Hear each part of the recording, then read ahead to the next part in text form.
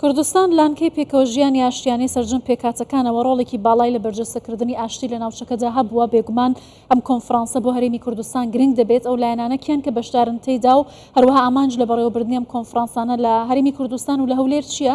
لەگەڵ میوانەکەمان زیاتر قسە دەکەین. بەڕێز شێخ ئیبراهیم بەرزەنجی بەڕێوەبەری توێژینەوە ئیرشاد لە وەزارەتی ئۆقاف و کاروباری ئاینی لە هەولێرەوە لەگەڵمانە.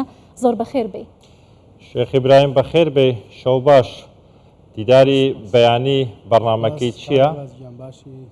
سپاس. دیدارەکەی بەیانی کە بەڕێوە دەبن بەرنامەکەی چییە؟ پلانی چییە؟ مەبەستان لەم دیدارە چیەکە ساز دەکەن؟ سڵاو و ڕێز بەناوی خۆی گەورە و میهرەبان لە بەڕێستان و لە سەرجەم کارمەندانی کەناڵەکەتان و لە سەرجەم بیسەران و بینەرانی ئەم شەو. لە ڕاستیدا لە سۆنگەی بەرپرسیارەتی وەزارەتی ئەوقاف و کاروباری ئاینی و بەرنامەی کاری حکوومەتی هەرێمی کوردستان بۆ بنیادنانی ئاشتی و زیاتر پەرەپێدانی پێکەوەژیان لە هەرێمی کوردستان، وزارەتی ئەوقاف و کاروباری ئاینی سەرجەم ئەو بۆنانەی کەوا لە ئومەمی متحیدە و بۆنە جیهانیەکان ئاهەنگی تیا ساز دەکا، کۆڕ و سیمینار و کۆبوونەوەی جیاجیا ئەنجام دەدرێت و بۆنەی سبەینێش 32 ساڵ بەری ئێستا نەتەوەی گرتوەکان ڕۆژێکیان بۆ ئاشتی جیهانی بەرقەرار کردووە. بە خۆشحاڵیەوە وەزارەتی ئەوقاف لەم کابینەیە و لە کابینەکانی ڕابردوویش هەموو ساڵێک ئەو ڕۆژەی بەرز ڕاگردووە لەژێر چاودێری جەنابی دکتۆر پشتیوان سادق وەزیری ئەوقاف و کاروباری ئاینی و بەرپرسانی وەزارەت و لەگەڵ تۆڕی کەمینەکان لە عێراق ئەو بابەتە بەڕێوە دەچێ.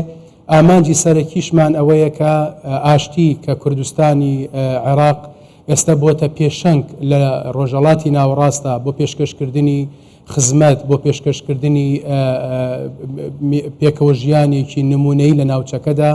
ئەو ئاشتەی کە دەیان ساڵە سەرکردە گەورەکانی کوردستان بانگەوازی بۆ دەکەن و کاریان بۆ کردووە. ئەمڕۆ ئێمە زیاتر پەرەپێدانی ئەو پێکەوەژیانین و ئەو ئاشتیەی کە لە کۆمەلگامانایە لە نێو ئاینەکانە لە نێو پێکاتەکانی ترە. بەڵێ لە دیدارەکەدا چێن ئەوانەی کە بەشدارن و ناوەڕۆک و ئەو بابەتانەی کە لە دیدارەکەدا لە وتاکانیاندا دەیخەنە ڕوو باس لە چی دەکات؟ بە تایبەتی پێکاتەکانی دیکەش لەم دیدارەدا بەشدارن سەرجەم پێکاتەکان لە هەرێمی کوردستان؟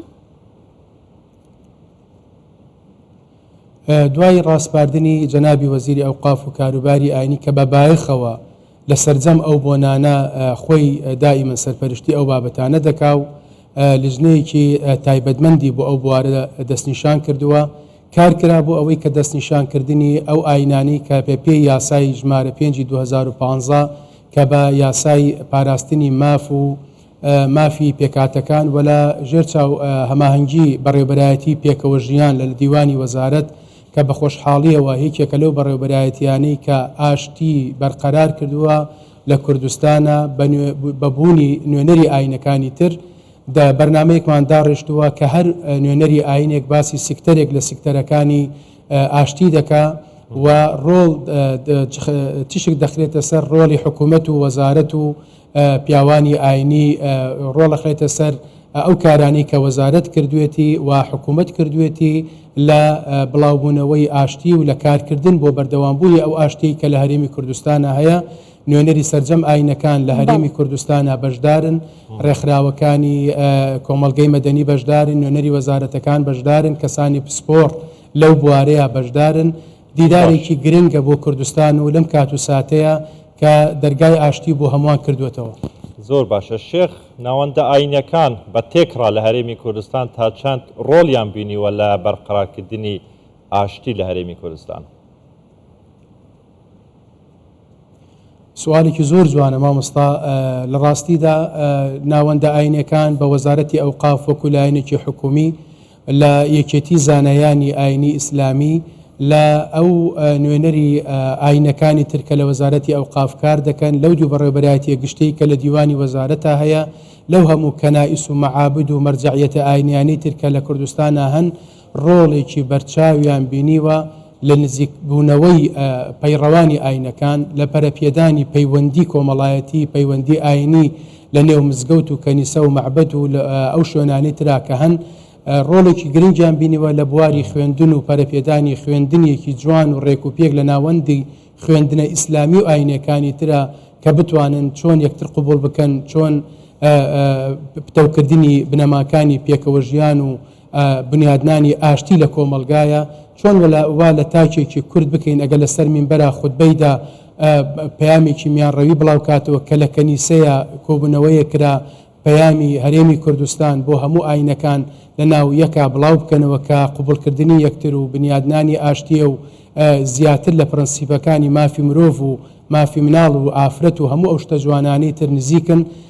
ڕۆڵێکی زۆر گرنگیان بینیوە لە بەرقەرارکردنی ئەمنیەتی ئەم کوردستانە کە هەموو ئاینەکان پێکەوە مەراسیم و عیباداتی خۆیان بە شێوازێکی جوان و ڕێک و پێک ئەنجام دەدەن و پێکەوە لەسەر مێزگۆیە کۆ دەبنەوە هەر کەس بە حڕیەتی خۆی بە ئازادی خۆی باسی بیر و بۆچوونی خۆی دەکا لە ژێر چەدری حکوومەت و وەزارەتی ئەوقاف کە لە دەیان مناسەبە و شوێنە ئاوا کۆکرانێتەوە و هەموو بۆچوونەکان وەزارەتی ئەوقافە توانیوێتی کۆی بکاتەوە و بە سەرکردایەتی ئەو سەرکردانی کە لە ناو وەزارەتی ئەوقافە هەن توانراوە وێنەیەکی زۆر جوان لە پێکەوە ژیان و لە پەیامی مزگەوت و مینبەر و کەنیسەکان بۆ هاونیشتیمانیان و بۆ خەڵکانی دنیا بسەلمێنین. بەڵێ ئایا پرۆگرامی خوێندنی ئاینی سەر بە وەزارەتی ئەوقاف و کاروباری ئاینی بۆ هەموو ئاینەکان دەستەبەر کراوە تێیدا باسی ئاشتی چۆن لەو پرۆگرامانەدا بەرجەستە کراوەتەوە؟ دەست خۆش بێ بۆ ئەو پرسیارە. ئێمە لە ناو گەرمەی ئیش و کارەکانمانین لە وەزارەتە بۆ ڕێخستنەوەی پرۆگرام و منهەجی چەندین دەستگای ئاینی کە لە کوردستانە وەزارەتی ئەوقاف خاوەنێتی یەکێ لەوانە قوتابخانە ئاینیەکانە کە بە خۆشحاڵیەوە و خەریکە ساڵێکە گەڕاوەتەوە سەر وەزارەتی ئەوقاف.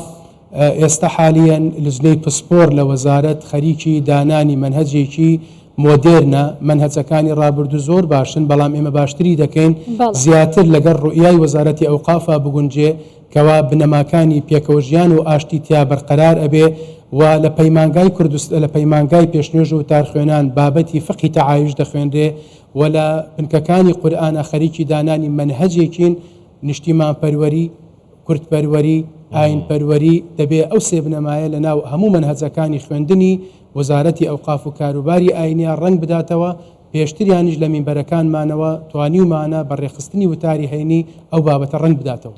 زۆر باشە. بەڕێز شێخ ئیبراهیم بەرزنجی ڕێوەبەرێ وەکولین و ئیرشادان ژە وەزارەتە ئەوقاف و کاروبارن ئاینیت گەلمەوەی گەلێکی سوپاس شێخ. زۆر سپاس.